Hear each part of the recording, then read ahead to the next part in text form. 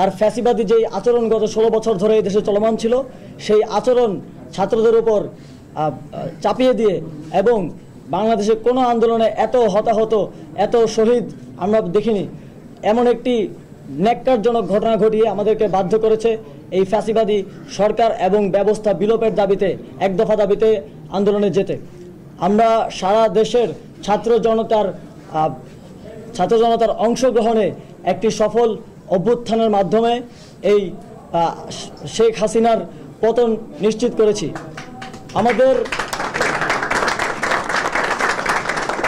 আমাদের এক দফা দাবিটি ছিল শেখ হাসিনার পতন এবং ফ্যাসিবাদী ব্যবস্থার বিলোপ।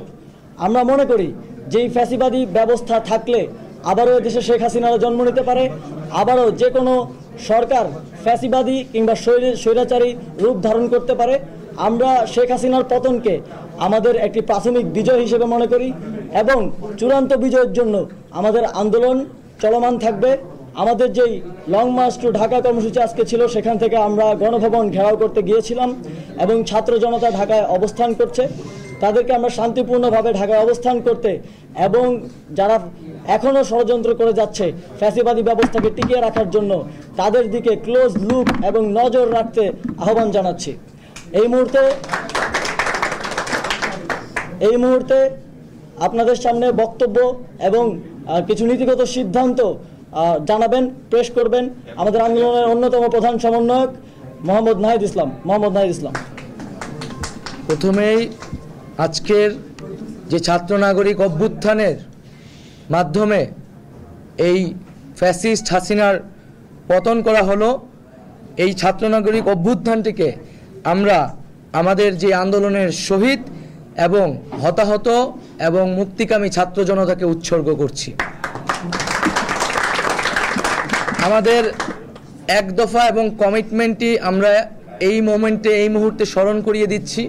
আমাদের এক দফা দাবিটি ছিল স্বৈরাচারী শেখ হাসিনা সরকারের পতন এবং ফ্যাসিবাদী ব্যবস্থার বিলোপ। কারণ আমরা মনে করি যে কেবল ব্যক্তিকে সরালেই সমস্যার সমাধান হবে না, বরং যেই রাষ্ট্রীয় কাঠামোর মধ্য দিয়ে এই ধরনের ফ্যাসিজম তৈরি হয়, সেই কাঠামোরও বিলোপ করে একটি নতুন বাংলাদেশ, একটি নতুন রাজনৈতিক বন্দোবস্ত আমাদের করতে হবে। সেই জায়গা থেকে শেখ হাসিনার পতন আমাদের প্রথম ধাপ আন্দোলনের, যেটা আমরা অর্জন করেছি। এখন আমরা দ্বিতীয় ধাপের দিকে আমাদেরকে যেতে হবে। সেজন্য আমরা মনে করি এই যে অভ্যুত্থানকারী ছাত্র নাগরিক, তাদের প্রস্তাবিত আমরা একটি প্রস্তাব করব আগামী 24 ঘন্টার মধ্যে। আমরা একটি অন্তর্বর্তীকালীন জাতীয় সরকারের প্রস্তাব করব। সেই জাতীয় সরকারে অভ্যুত্থানকারী ছাত্র নাগরিকদের অংশ থাকবে এবং সমাজের যে নাগরিক সমাজ সহ যে নানান পেশাজীবী এবং নানান ধরনের পক্ষ রয়েছে, সকলের প্রতিনিধিত্ব নিশ্চিত করে তাদের সাথে আলোচনার মাধ্যমে আমরা একটা অন্তর্বর্তীকালীন জাতীয় সরকারের রূপরেখা এবং নাম, সেই সরকারে কারা কারা থাকবে সেই নামগুলো ঘোষণা করব। কারণ আপনারা সকলেই জানেন যে আমরা আসলে গত কয়েকদিন ধরে খুবই ব্যাপক নিরাপত্তাহীনতার ভিতরে ছিলাম, যোগাযোগ থেকে বিচ্ছিন্ন ছিলাম। আমাদেরকে প্রথমে আমাদের সমন্বয়কদের সাথে বসতে হবে, তারপরে সমাজের নানান পক্ষদের সাথে বসতে হবে। বসে আমরা একটি সমন্বিত সিদ্ধান্ত গণতান্ত্রিকভাবে জাতির সামনে উপস্থাপন করতে চাই। সেটা আগামী 24 ঘন্টার মধ্যে আমরা সেই অন্তর্বর্তীকালীন জাতীয় সরকারের রূপরেখা প্রস্তাবনা করব। যারা এই আন্দোলনে শহীদ হয়েছে তাদেরকে আমরা জাতীয় বীর হিসেবে ঘোষণা করছি।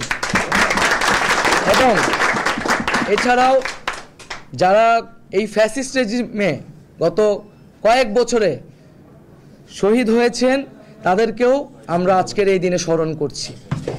এবং আমরা বলেছিলাম যে শেখ হাসিনার পদত্যাগই কিন্তু একমাত্র সমাধান হবে না। এই যে তারা একটি গণহত্যার সাথে জড়িত এবং এর আগেও পিলখানা হত্যাকাণ্ড থেকে শুরু করে বিভিন্ন গণহত্যা, গুম, খুন, মানবাধিকার লঙ্ঘন, ভোটাধিকার লঙ্ঘনের সাথে তারা জড়িত।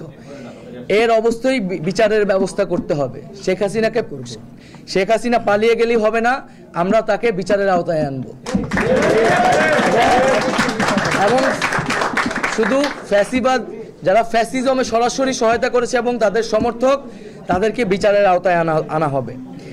এবং আমরা বলতে চাচ্ছি যে অভ্যুত্থানকারী ছাত্র নাগরিকের সমর্থিত বা প্রস্তাবিত সরকার ছাড়া আমরা কিন্তু আর কোনো ধরনের সরকারকে সমর্থন করব না।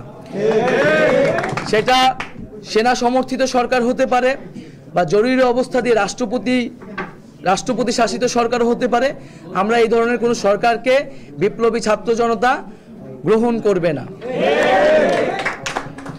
আমরা ঘোষণা করছি যে সকল আমাদের আন্দোলনের শিক্ষার্থী সমন্বয়ক ডাকসুর সমাজ সম্পাদক আক্তার হোসেনকে এখনও জেলে বন্দি করে রাখা হয়েছে, আমাদের সমন্বয়ক ইব্রাহিম নীরব সহ সারা দেশেই বিভিন্ন সমন্বয়ক আন্দোলনকারী এবং নিরপরাধ ব্যক্তিদের গ্রেফতার করে রাখা হয়েছে কারাগারে। আমরা সকল কারাবন্দীদের, এই আন্দোলনের কারাবন্দী এবং এছাড়াও এই ফ্যাসিস্ট রেজিমে যে নিরপরাধ ব্যক্তি এবং রাজবন্দী করে রাখা হয়েছে তাদেরকে আগামী 24 ঘন্টার মধ্যে মুক্ত করার ঘোষণা করছি। তাদেরকে 24 ঘন্টার মধ্যে আমরা আমাদের সাথে রাজপথে দেখতে চাই এবং আমরা মুক্তিকামী ছাত্র জনতার প্রতি আহ্বান রাখছি যে তারা যাতে আমাদের কাছ থেকে যে 24 ঘন্টার মধ্যে আমরা যে চূড়ান্ত সরকারের রূপরেখা দিব তা ঘোষণার আগ পর্যন্ত তারা যাতে রাজপথে অবস্থান করে এবং এক্ষেত্রে আমাদেরকে সতর্ক থাকতে হবে যে আন্দোলনের সুযোগে এখানে ফ্যাসিবাদের দোসররা এখনো নানান ধরনের অঘটন, নাশকতা, সহিংসতা করে এই আন্দোলনের ন্যায্যতাকে প্রশ্নবিদ্ধ করার চেষ্টা করে যেতে পারে।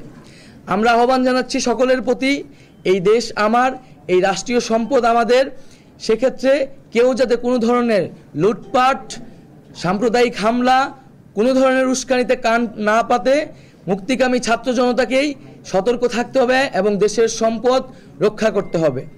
আমরা কোনো প্রাণনাশ, কোনো সহিংসতা চাই না। আমরা শান্তিপূর্ণভাবে রাজপথে অবস্থান করব এবং যাদের বিচার করা হবে তাদের একটি প্রক্রিয়া অনুসরণ করে ন্যায় বিচারই আমরা সমাজে প্রতিষ্ঠা করব। আমরা বৈষম্য দূর করার জন্য, সমাজের ন্যায় বিচার এবং জীবনের নিরাপত্তার জন্যই কিন্তু এই এক দফা আন্দোলন ঘোষণা করেছিলাম।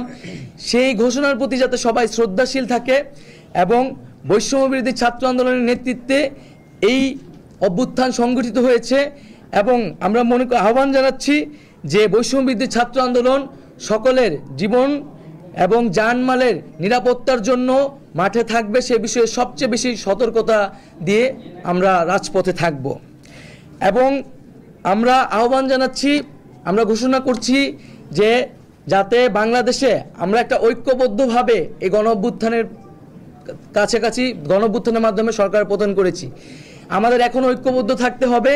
এই ঐক্যবদ্ধ নষ্ট করার সকল পরিকল্পনাকে নস্যাৎ করে দিতে হবে।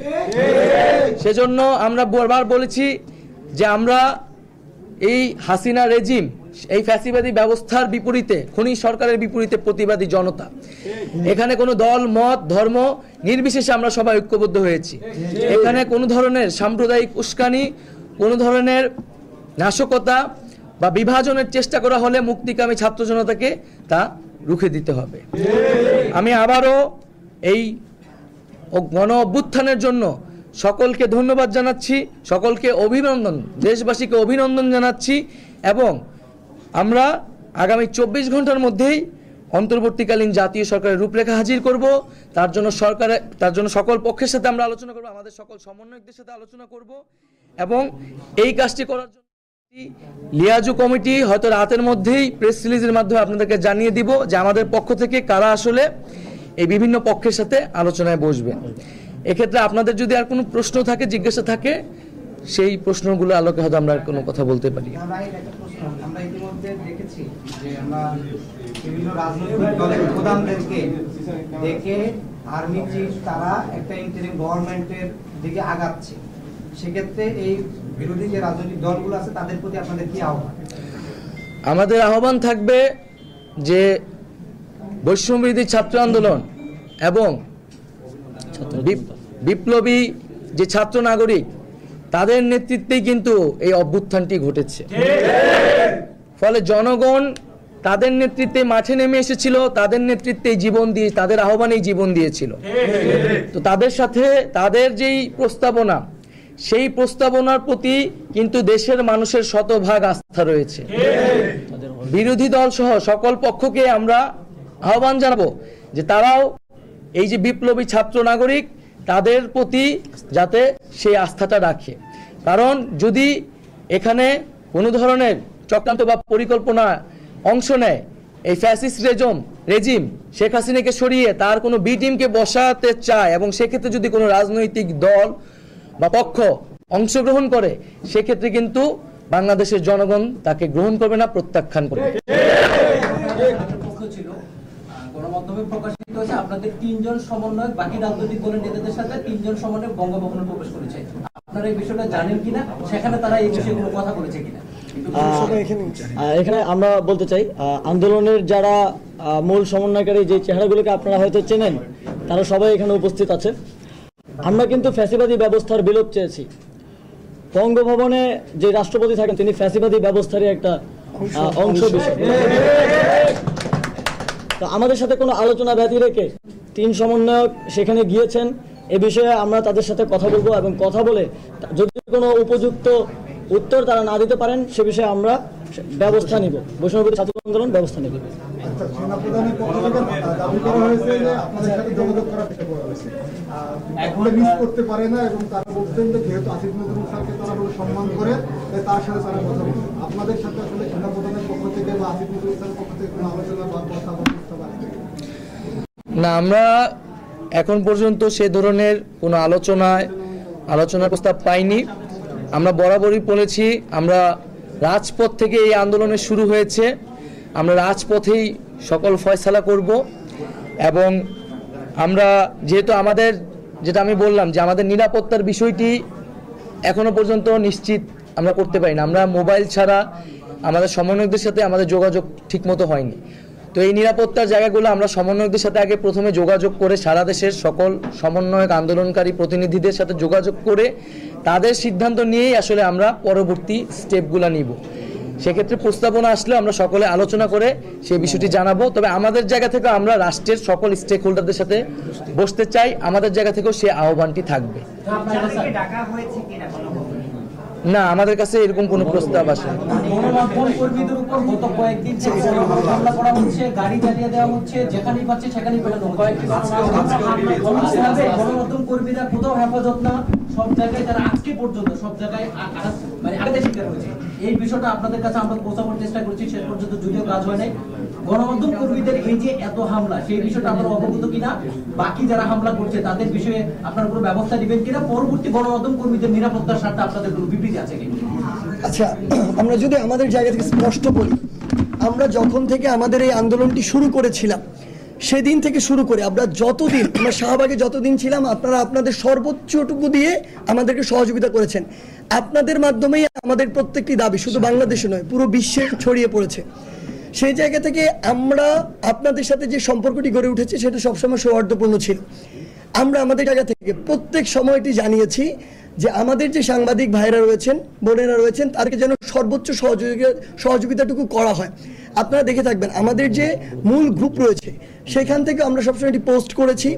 ইভেন ব্যক্তিগত টাইমলাইন থেকে আপনারা যদি চেক করে দেখেন, আমরা আজকে দিয়েছি, গতকালকে দিয়েছি, যখনই আপনাদের জায়গা থেকে এই অভিযোগগুলো এসেছে। আমরা বিশ্বাস করি আমরা আন্দোলন করেছি রাজপথে, কিন্তু সেটি পুরো দেশ থেকে পুরো বিশ্বে ছড়িয়ে পড়েছে আপনাদের মাধ্যমে। এবং আমরা এটি বিশ্বাস করি যে আপনারা আপনাদের জায়গা থেকে এই কথাটি ছড়িয়ে দিতে পেরেছেন বলেই আজকে বাংলাদেশে এমন একটি গণঅভ্যুত্থান সম্ভব হয়েছে। সেই জায়গা থেকে আমাদের কথা হচ্ছে যে আমরা অবশ্যই যা হয়েছে এটা কোনোদিন সমর্থন করি না এবং এটার জন্য যেভাবে উপযুক্ত ব্যবস্থা গ্রহণ করা প্রয়োজন আমরা আমাদের জায়গা থেকে সর্বোচ্চটুকু দিয়ে সেটি করব। আমরা আমাদের জায়গা থেকে নিরাপত্তা আপনাদের নিশ্চিতের ব্যাপারে সর্বোচ্চ সচেষ্ট থাকার আহ্বান করব পুরো দেশবাসীকে।